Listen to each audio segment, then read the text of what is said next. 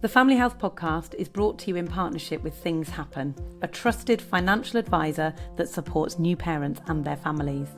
Things Happen offer the best advice to help parents and their families make informed financial decisions, ensuring a secure and tax-efficient future for their children. The team at Things Happen are highly qualified financial experts who will guide you through the different types of policies to consider as your family expands, taking the stress out of decision making by finding the best deals for your needs, ensuring you and your family are protected no matter how busy life gets. If you already have life insurance, Things Happen will carefully review your existing policy to ensure that it still meets your family's evolving needs, so you know your family is fully protected.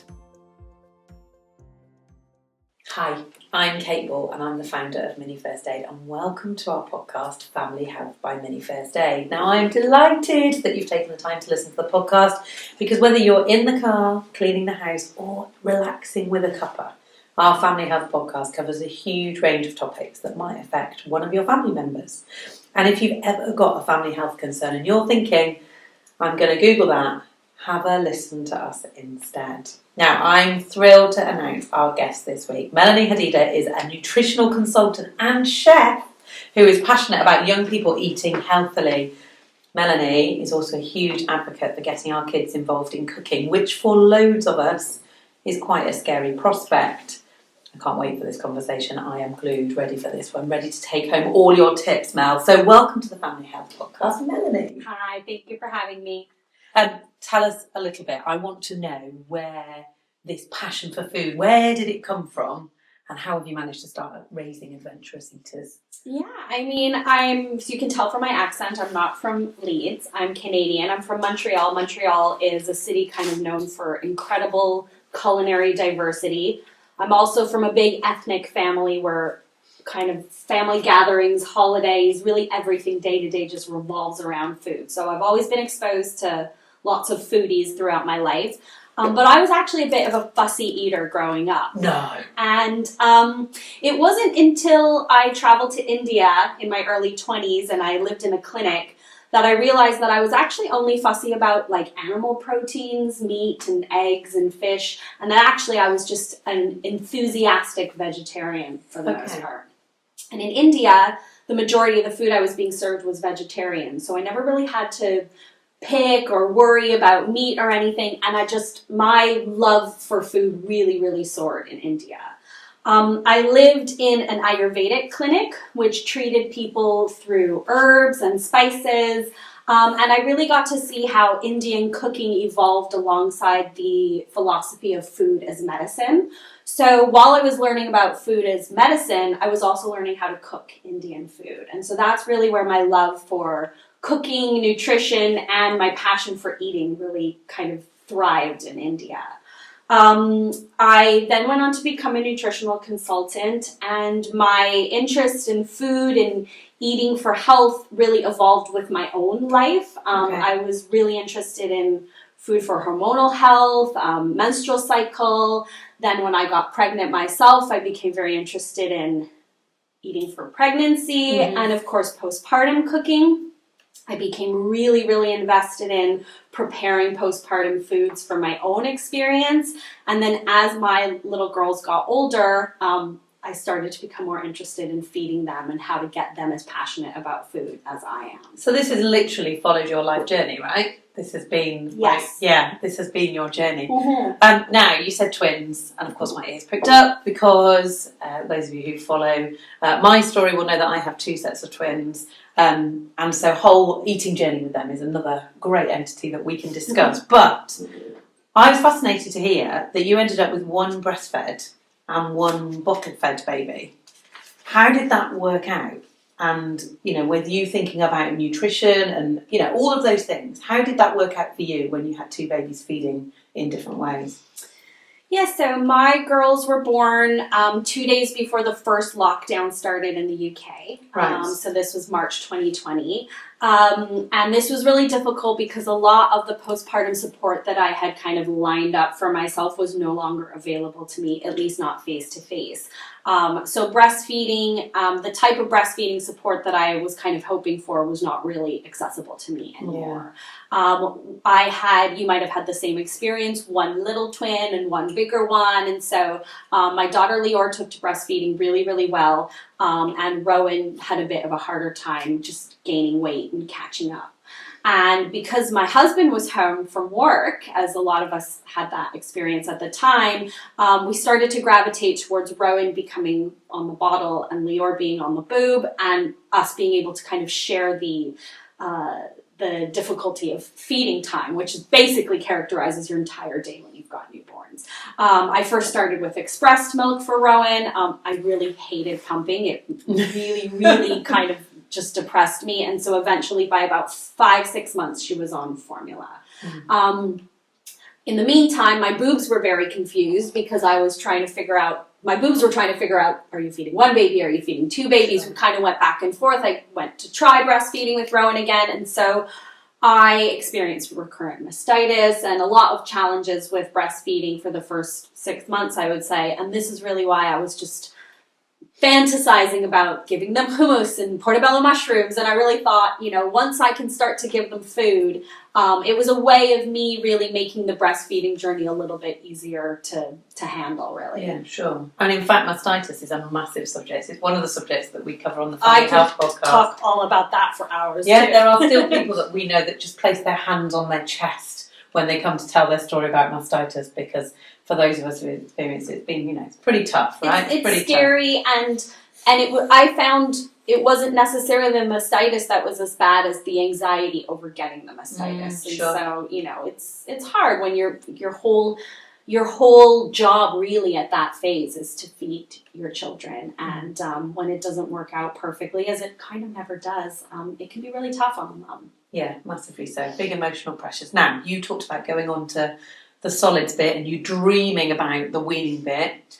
When did you start the girl's journey towards this adventurous eating? I want to know about this initial weaning stage. What did you do with all your expertise and your knowledge on food and eating well? What did you do with their weaning? So spices and herbs are really my passion, and most spices aren't spicy. We don't want to be giving our kids chili peppers, but I really, really was interested in food pairings and how to pair cauliflower with a turmeric, or apples with cinnamon, peas with mint. And so when I started with them, mostly purees and a little dabbling in baby-led weaning, I was really focused on how to introduce like a broad range of flavors to the food, regardless of what the texture was going to be. And a lot of spices are also very rich in iron, calcium.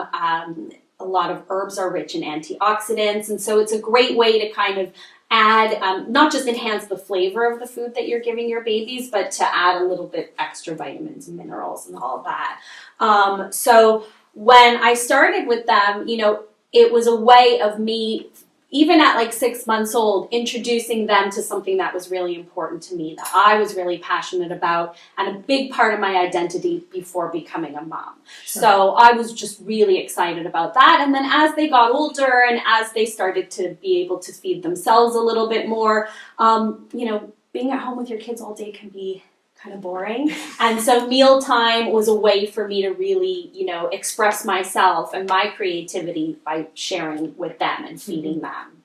Did you, and I'm curious here, when you lovingly prepare something at weaning stage and somebody throws it on the floor or they knock it off the table, does your heart break a bit harder because you've made it lovingly, or do you just go, okay, move on and we'll make something different? I mean, yes. I think the harder part for me was the being on the floor like Cinderella 3 times a day, every day, cleaning up the drudgery of cleaning up 2 high chairs and all the mess underneath it.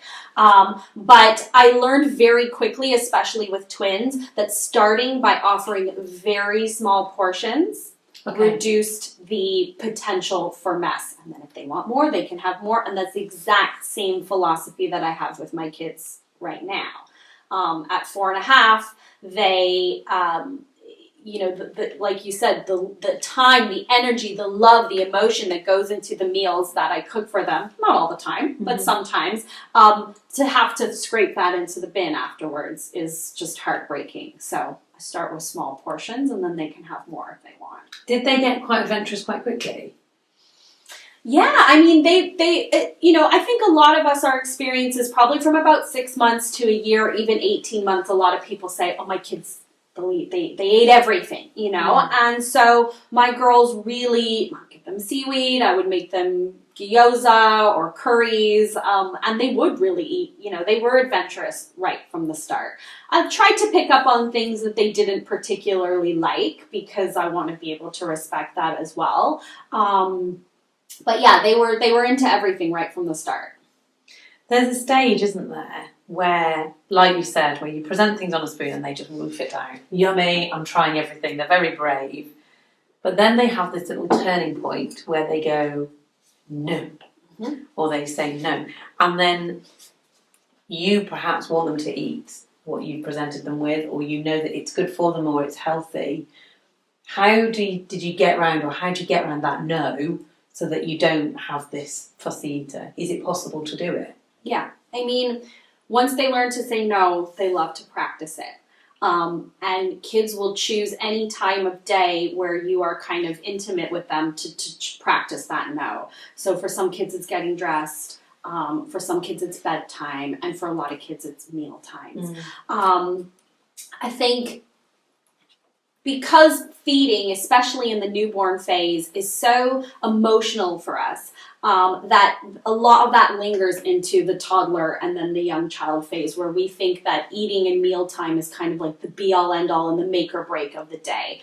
And so I think what's really important is to not let your kids see that stress or anxiety, because they read it on you and they know how to push your buttons. And so for me, I find to try and keep as laissez-faire, as casual of an attitude as possible in front of them, and then complain to my partner about it later, or complain to my friends about it later, because there's nothing more frustrating than preparing a meal, especially if it's something that they love, and I've found myself slipping, but you loved this the last time I made it for you. Yeah, sure. That only triggers something in them that lets them know that they've got that power over you, and that can become kind of a toxic feedback loop with your child.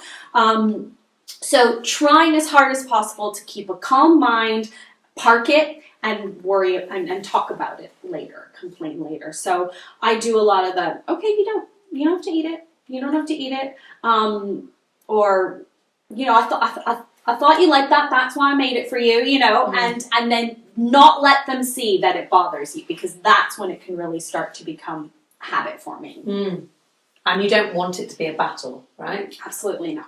You don't want the mealtime to be stressful, and I think that's a lot part of kind of like the new psychology that we're learning as moms of our age, is that this whole, you can't leave the table until you've finished your meal, or you can't have your dessert unless you eat this. That dynamic can make mealtime stressful for the children, stressful for yourself, and it doesn't embrace the whole beauty of mealtime, which is gathering together, enjoying things together, talking about your day, all of that. So again, just it is going to make you stressed out, and it is going to bother you, especially different times of the month. You're going to get more angry about it than others, but don't let your kids let them see that. Don't let them see you crack, Is that where you just open the drawer of the fridge and hide in it? Or get a good steam bath from the pasta water or something like that. But just park it, text a friend, but don't let your kids see that it bothers you. Or try not to. Okay, now we're going to talk about, because there will be people listening. Now, you've thrown in some amazing sounding ingredients already. I'm still hanging on to seaweed for a toddler. I'm still there. But crisps, they like them. Well, I'm going to ask you this then, because there will be people listening. Maybe they've got an 8-year-old who'll only eat sausage and chips, plain pasta with nothing on it. Is there still hope for parents or carers that are going, I need to broaden my child's sort of diet and then my repertoire for what I'm providing them? Oh, there's definitely hope. I mean, I said at the beginning of this podcast, I started out as a fussy eater and I just needed to discover Indian food to find my passion. I think as a child who's a fussy eater, it's difficult because they might find themselves feeling hungry a lot of the time, tired a lot of the time, but also socially it can be challenging as well. Going to another friend's house for a meal, going to a birthday party, meal times at school. Often a child who has that fussy dynamic with their parents at home might feel a little bit more adventurous when they're with their friends or when they're at the So house. I've heard this. I've had people come to my house, their children, and I go, we had this, and they go, they don't eat that at home. Exactly. So why is that? Well, I mean, I think that, as kids get older and they start to learn, start to adapt to different social dynamics and stuff. They want to be cool. They want to be like their friends. There's different levels of confidence that kids might have when they're in a different environment that they might be discovering about themselves. And again, sometimes it just does come back to the dynamic with the parents that, they're so used to refusing things. Even actually, they kind of do want to try that soup, or they do want to try that prawn or whatever, but they have established this dynamic with their parents where they don't want to really change anything. And so I think that as children get older, our palates expand as well, and so it's really more about kind of building the confidence to try things and to know that it's not a big deal if you don't like it. It's all right if you don't like it. I'm sure you'll find something else here that you like. So it's true, though, that a lot of kids do have their kind of comfort foods, their safe foods, and that's really important, too. If you're not feeling well, if you had a long day at school, those, chicken and chips, a cheese toasty, those types of foods are really important as well because, of course, they create really comforting food memories, as you grow up. So I don't think it's something to be too concerned about. There are, of course, extreme cases, but with most kids, they like what they like. And if they see that it's going to bother you, they're gonna continue to push. They're gonna keep doing it. Now, yeah. I'm really intrigued to talk to you about kids in the kitchen, because for some of us we might go, oh my gosh, the thought of my children getting involved in cooking and that sort of thing, but that can support their eating journey, right? So talk to me about cooking with children and how you can do that. So as soon as even 18 months old, as soon as they had the dexterity for it, I would often offer them something to sprinkle on their meals. So if I made them noodles, I'd give them sesame seeds. If I made them a curry, I would give them little Bombay mix or whatever, the not spicy Bombay. I love to give them a lemon or a lime to kind of teach them that they were in control of seasoning their own foods or enhancing their own foods. This is another great way to kind of circumvent the fussiness. Oh, you don't like this? Why don't you try it with some lemon wedge? Why don't you sprinkle some coconut on it or something like that? So right away, I was teaching them about how to kind of add to their meals to enjoy it and enhance the texture or the flavor or whatever. And I did that really, really little. Now, kind of, it depends on how adventurous or how much energy I have on that day. Something I do quite a lot is, if it's going to be a Friday, let's say it's the end of the week, I'll get one of those plain pizzas from, the grocery store, 99p pizza, whatever. And then I set out for them a little bowl of broccoli, little bowl of some sliced mushrooms, and maybe some type of herb. And I bring them over to the kitchen. They top their own pizzas, get it in the oven, so they feel like they've taken part. It was not a messy activity. And then you're adding some grated courgette or some broccoli to a plain pizza, which, find out what toppings they like. I'm just hanging on broccoli on pizza. Oh, it's delicious. This is amazing. Oh, I even order broccoli on pizza when it's an option. Oh, it's delicious. Yeah. It's really, because it gets kind of charred. Oh, it's so good. My girls love broccoli on pizza. Or sliced mushrooms, or even you can buy, an Italian seasoning or whatever just for them to add on, or some rocket or something. And do your girls or do children then, when they're eating, do they then eat it because they've made it? Is that a psychology? Does that work? I try to make that, I'll say, but you made it, so then it's not about them rejecting something I've done. Well, you've made it. Okay. And I do find that works. Again, sometimes they just don't like something. But when we cook it together, keeping them involved, making them a part of it, kind of empowering them to feed themselves, I find psychologically does have a good impact. And they have a lot of fun doing it. I sometimes, I'll sometimes be a little bit more adventurous. Kids really like tactile experiences. You can make your own gnocchi with just sweet potato and some flour, and they can kind of roll it out and chop it into little pieces. And so there's ways to have quite simple, easy, mess-free meals that you've brought them in and you've included them in. And again, then you can say, well, you made it. So that's cooking. That's cooking rather than baking. Because I think for a lot of us as parents, we think about baking with our kids. Yes. And I do baking more than I do cooking with them. Okay. Just as an activity. Yeah. I find baking, keeping it as stress-free as possible for myself. So they're off playing, they're watching Bluey. I prepare all the ingredients ahead of time. So I measure out everything ahead of time. They love cracking an egg. That's too stressful for me. I'll pre-crack the egg in a ramekin. And so I kind of try to prepare everything ahead of time, and they're just dumping everything into a bowl, and they get the experience of, learning a little bit about measurements.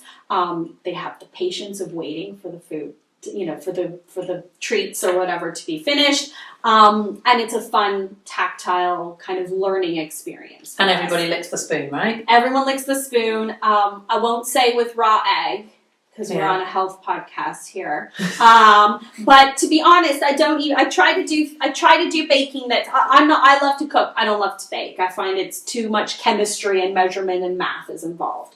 But with kids, it's a lot of fun to do. I'm not a playground mom. I don't really love going to parks and stuff like that. So grocery shopping with me, baking with me, cooking with me, these are the experiences that, where I feel like I'm doing an activity with my kids. Talk to me about grocery shopping with children then, because for me, the thought of letting my children loose in some sort of shopping environment makes me have a cold sweat. Yeah. How do you do it then? Look, it's not a fun experience for a lot of people. And I do my fair share of online grocery orders. When, my girls didn't start school till they were 3.5. And so that was a lot of time with me all week, every week. And so I would try to make grocery shopping the least stressful by not being in a rush, giving ourselves a lot of time. There are some grocery stores where they can have their own little cart. Go to a grocery store on a time that's not going to be too busy or too crowded, because that's just going to stress you out. And I think it's really important for your kids to see how much effort and time and energy goes into preparing, feeding and nourishing your family. And so seeing that, we need to get this. Do we need to get this? We already have some of this at home. We're running out of this. And just seeing the work that goes into it is really important. That being said, not everybody has a grocery store kid. Not everyone has a kid that they trust running around in a grocery store. That's where they have those little seats in the big trolleys, And then even then you can really involve your kid. Give them a physical list to hold on to, and maybe show them 2 different apples. This one doesn't look great. This one looks prettier. Put this in the cart. And so there's always ways to involve your kids, even if you need to kind of keep them contained in that little seat. Yeah. And I've seen actually on some of your posting on social media that, if you go to a food market, less of a supermarket, but more of a food market where products are displayed and you can have the visual sensory experience. So they love it. They love it. And I take them to the market we've got in town quite a lot. Again, I wait till it's half term so I could go in the middle of the week. I don't like doing things with them when it's too busy or too crowded. But what I'll do as an activity, like a half term activity, we'll go to the big market in town, and I'll try and have some really kind of unique and random ingredients that we need to get. Curry leaves or burdock root or some kind of rice wine vinegar. We'll go to the different stalls of different cultures so we can learn about the food, just by them looking at it, seeing the different packaging, seeing the different unique fruits and vegetables. If you go into the market in town, you'll see fruits and vegetables, you've never seen before. Yeah. It's really fun for the kids. And actually, those vendors don't really care too much about our kids putting their hands all over those fruit and vegetables anyway. So you just kind of let them, let them explore, and it's really, really fun for them. And then not in plastic, right? Because it's all... Most of it's not. If you've ever seen like a durian before. A what? A durian. A durian. What's a durian? It's like a Southeast Asian fruit, and it's huge and it's very prickly, like a porcupine or something. Apparently, it's super stinky. I've never bought it before, but these are the types of fruits and vegetables that your kids don't see very often. And you never know. A fussy eater might point to something and say, "I want to try that." Sure. Bring it home, cook it up. See what happens. You know? I walked around Camden Market not that long ago and spent ages just walking the fruit and veg because there were things that I had never heard of before, or let alone tasted. Yeah. And sometimes you can get samples, right? So you can get a taste. And if your kids are extra cute, you'll get a lot of samples. Okay. Yeah. We'll work on that one. Even just a strawberry or a raspberry, and they love it. And again, it makes them feel part of the whole experience, and that should in turn make the mealtime more pleasurable for everybody. Now, we always, from a first aid perspective at Mini First Aid, have to think about accident prevention. I always feel like I'm the fun police because I come in and I go, this is all great stuff.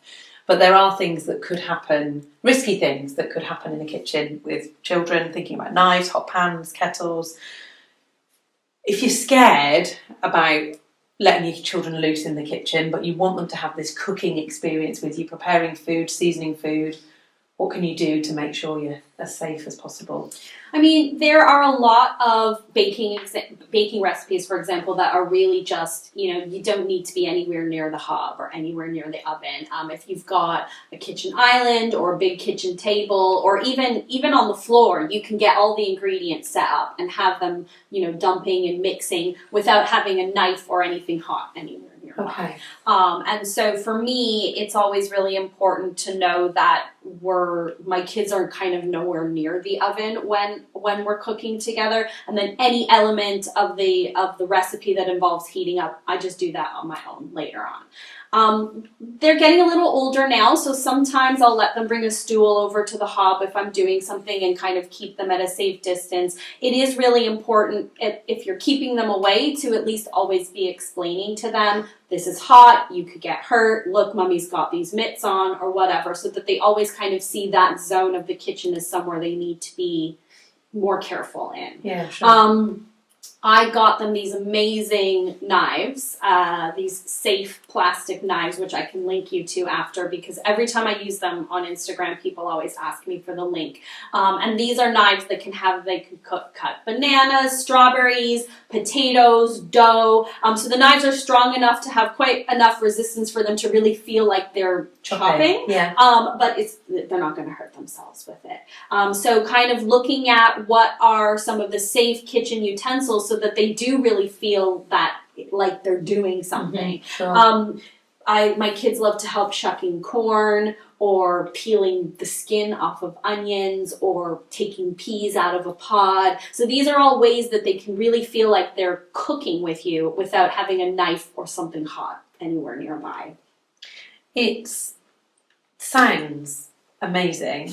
What do you think are the benefits for cooking together? What does it bring to your family experience and for your children? I mean, I've touched upon it a bit already, but I think primarily for me it's about showing my girls what I'm passionate about, what I care about. Cooking for me is such a big part of my life before having children, and I know that even when they were newborns, if I got a chance where they were both sleeping at the same time, I'd run in the kitchen and I'd cook something because it made me happy. Yeah. So just the same way, if you're into fashion and you like to get dressed up with your kid or whatever it is that you like to do, I think it's really important to show your child, this is what's important to me. Mm-hmm. You don't have to be into it as much as me, but this is what's important to me.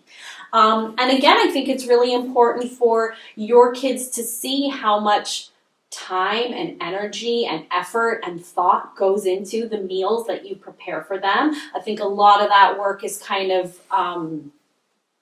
we call it invisible labor. Yeah. A lot of that work, our families just kind of like expect the things to be ready for us. And I'm happy to feed my family, and I love to do it. Not all of us do, but I think it's important for kids, especially, to see their mothers or whoever the parent is preparing the meal, how much goes into it. And by bringing them into the fold, they really experience that it's hard work.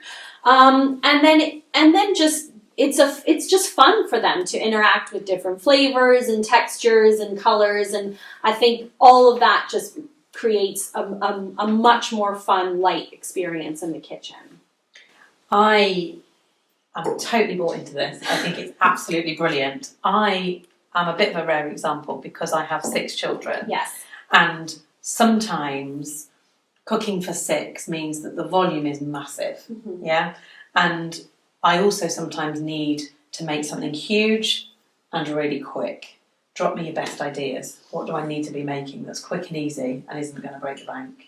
Okay, my kids love peanut butter noodles, which is just kind of like a imported Chinese food type of meal that we ate it a lot in university and after the clubs in university at 3 a.m. So you get any type of quick cooking noodles, so that could be rice noodles or even packaged ramen noodles where you don't even need to get the hob going. You just pour boiling water in a bowl, you set it aside, it cooks on its own.